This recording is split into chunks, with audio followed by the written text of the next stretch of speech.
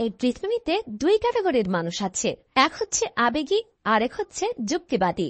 এই দুই ক্যাটাগরির মধ্যে আপনি কোনটি? হয়তো এই প্রশ্নটি আপনাদের বেশিরভাগ মানুষের মধ্যে জাগেনি, তবে আমরা কিন্তু প্রায়ই আমাদের আশেপাশে থাকা মানুষগুলোকে এই ব্যাপারটি নিয়ে জাজ করি। কেউ একটু বেশি আবেগী, আবার কেউ বা বেশি যুক্তিবাদী। কিন্তু আপনি কোনটি আর সেটা জানার দরকারটাই বা কি, তাই তো? আসলে এই দুটি ক্যাটাগরিরই ভালো এবং মন্দ দিক আছে। আবেগী হওয়ার যেমন অনেক সুবিধা এবং অসুবিধা আছে, ঠিক তেমনি যুক্তিবাদী হওয়ারও ভালো খারাপ দুই পরিণতিই আছে। তাই যদি আপনি কোন ক্যাটাগরির, তবে আপনি আপনার আবেগ অথবা যুক্তির সবচেয়ে ভালো দিকগুলোকে ব্যবহার করে জীবনটাকে আরো অনেক বেশি সহজ এবং সুন্দর করে তুলতে পারবেন। এবং ভিডিওর শেষে আমি এও বলবো যে একটা মানুষ যদি খুব বেশি আবেগী হয়, তবে জীবনটাকে ব্যালেন্স করার জন্য এবং আবেগের খারাপ পরিণতিগুলো কিভাবে এড়াতে পারবেন। আবার কেউ যদি খুব বেশি যুক্তিবাদী হয়, তার জন্যও থাকছে টিপস এন্ড ট্রিক্স। ভিডিওটি শুরু করার আগে একটু লাইক দিয়ে দিন, এতে আমার কাজের প্রতি উৎসাহ অনেক বেশি। রুলসগুলো খুব সিম্পল। আপনাকে সর্বমোট 10টি প্রশ্ন করা হবে। প্রতিটি প্রশ্নের উত্তর দেওয়ার জন্য আপনার কাছে 2টি করে অপশন থাকবে, অপশন এ এবং অপশন বি। প্রতিটি প্রশ্নের উত্তর দেওয়ার পর আপনি একটি খাতায় লিখে রাখবেন যে প্রতিবার আপনি কোন অপশনটি চুজ করেছেন, এ নাকি বি। কেননা এর দ্বারাই ভিডিওর শেষে আপনি আপনার আসল ব্যক্তিত্ব সম্পর্কে জানতে পারবেন। Question number 1। এমন একটি বাড়ি যেখানে অতীতে কারো খুন হয়েছিল, তবে মার্কেট প্রাইস অনুযায়ী সেই বাড়িটি খুব সস্তায় বিক্রি হচ্ছে এখন। সেক্ষেত্রে এই বাড়ির ভয়ানক ইতিহাস সম্পর্কে জেনেও কি লাভের জন্য আপনি সেই বাড়িটি কিনবেন? অনেস্টলি উত্তর দিবেন কিন্তু। অপশন এ, অবশ্যই কিনবেন। অপশন বি, একদমই না। আপনার সময় শুরু হচ্ছে এখন।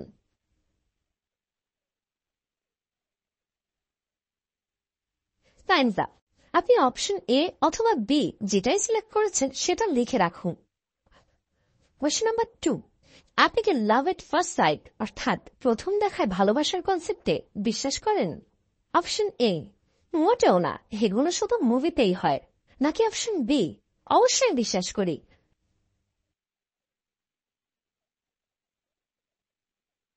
Times up. অপশনগুলো লিখছেন তো? Question number 3। এই দুই ধরনের মুভির মধ্যে কোনটা আপনার বেশি পছন্দের? Option A, suspense and thriller, নাকি option B, romantic movie?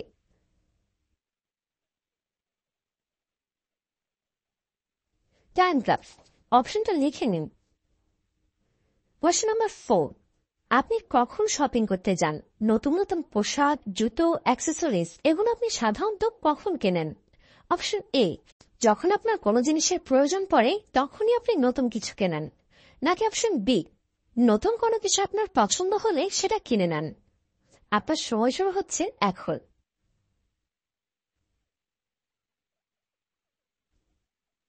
Time's up. অপশনটা লিখে রাখুন।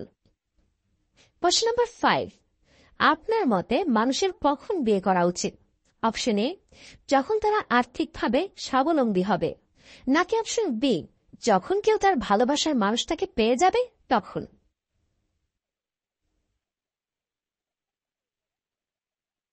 Times up. Question number 6। জীবনে কোনো সমস্যা হলে আপনি কিভাবে রিয়্যাক্ট করেন? অপশন এ, মাথা ঠান্ডা করে সেই সমস্যার সমাধান করার চেষ্টা করেন। নাকি অপশন বি, কি করবেন বুঝতে পারেন না এবং অন্যদের থেকে সমস্যা সমাধানের জন্য পরামর্শ বা হেল্প চান।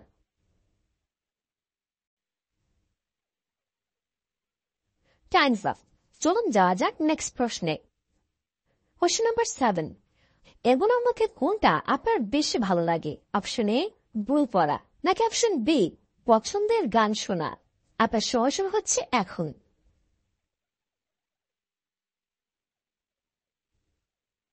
Times up. Next question. Question number 8। কারোর সাথে কথা বলার সময় নিজের কথাগুলোকে সঠিক প্রমাণ করার জন্য আপনি কি অন্যদের মতামত বা কথাগুলোকে ইগনোর করেন? অপশন এ, না। অপশন বি, হ্যাঁ।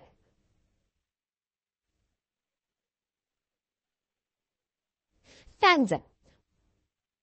Question number 9। এমন এক চাকরি যেটা খুব বোরিং আর কাজটাও আপনার পছন্দ না, তবে এই জবটিতে মোটা অঙ্কের বেতন দেওয়া হবে। আবার আরেকটি জব আছে যেটা আপনার পছন্দের, তবে সেই জবের বেতন কম। এক্ষেত্রে আপনি কোন জবটা করবেন? অপশন এ, যেই জবটা আপনার পছন্দের তবে বেতন কম, নাকি অপশন বি, আপনার অপছন্দের মোটা বেতনের জবটাই আপনি করবেন?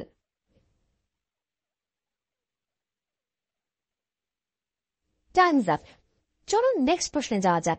ফাইনালি আমরা চলে এসেছি আমাদের এই পার্সোনালিটি টেস্টের সর্বশেষ প্রশ্নে। কোয়েশ্চেন নাম্বার 10, যখন আপনি স্যাড ফিল করেন তখন বেশিরভাগ ক্ষেত্রে আপনি কি করেন? অপশন এ, আপনি সেই দুঃখের কারণটা বের করে সেটা সমাধান করার চেষ্টা করেন, নাকি অপশন বি, আপনি এমন পরিস্থিতিতে কিছুই করতে পারেন না, চুপচাপ বসে স্যাড সং শোনেন? আপনার সময় শুরু হচ্ছে এখন।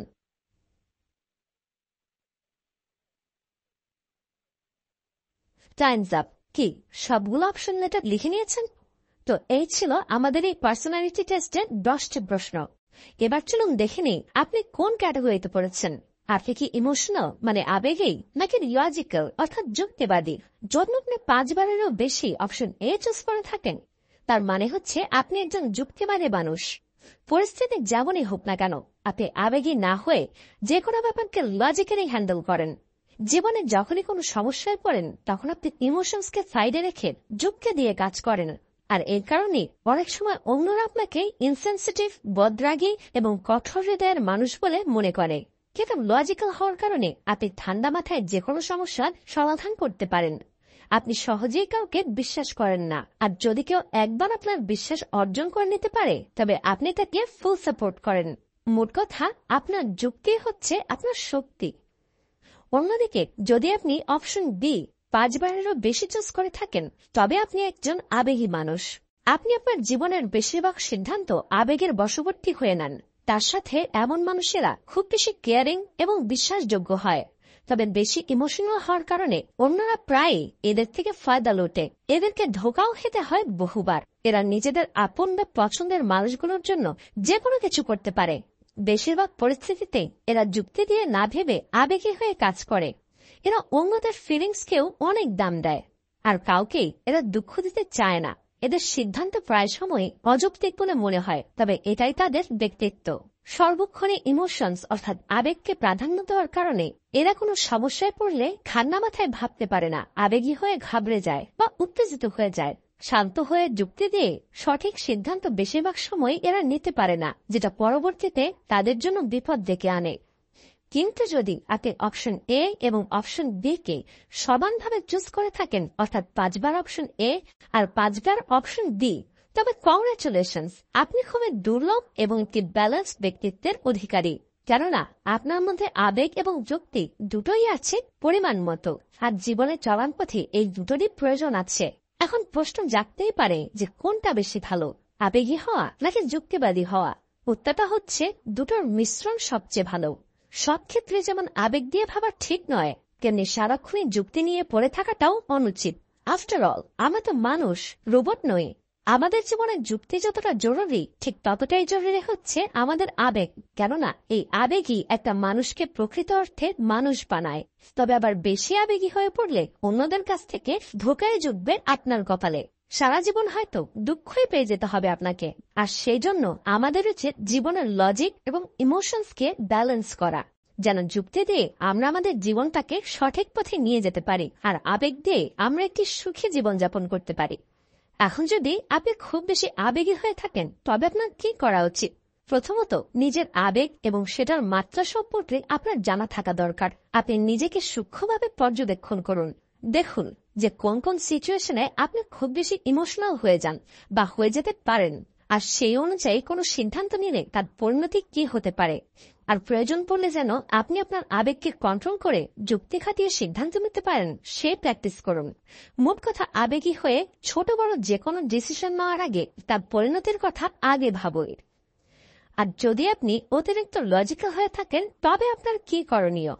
নিজের যুক্তি এবং আবেগকে ব্যালেন্স করার জন্য আপনি যখনই কারোর সাথে কোনো কথা বলবেন, তখন শুধুমাত্র যুক্তি দিয়ে ভেবে তার কথাগুলোকে রিজেক্ট করে না দিয়ে তার পরিস্থিতির কথাটাও একটু চিন্তা করুন, আর ভাবুন যে সেই ব্যক্তি এমনটা কেন বলছে বা কেন করছে, তারপরে ডিসিশন নিন। কেননা আবেগ এবং যুক্তির সংমিশ্রণে আপনি যে সিদ্ধান্তটা নেবেন, সেটাই আপনার জন্য বেস্ট হবে। তো আপনি এর মধ্যে কোন ক্যাটাগরিতে পড়েছেন? আপনি কি লজিক্যাল, ইমোশনাল, নাকি দুটোর মিশ্রণ? কমেন্ট সেকশনে জানাতে ভুলবেন না জানো। আর ভিডিওটি ভালো লাগলে একটি লাইক করে এই ভিডিওটি আপনার ফ্রেন্ডস ফ্যামিলির সাথে শেয়ার করে যাচাই করে নিন যে আপনার আশেপাশে থাকা মানুষগুলোর মধ্যে কে বেশি যুক্তিবাদী আর কে আবেগী। এমনই আরো সাইকোলজিক্যাল ভিডিও প্রতিনিয়ত দেখতে চাইলে পিনিক বাই সাইকোলজিকে সাবস্ক্রাইব করে বেল আইকনে অল নোটিফিকেশন অন করতে ভুলবেন না।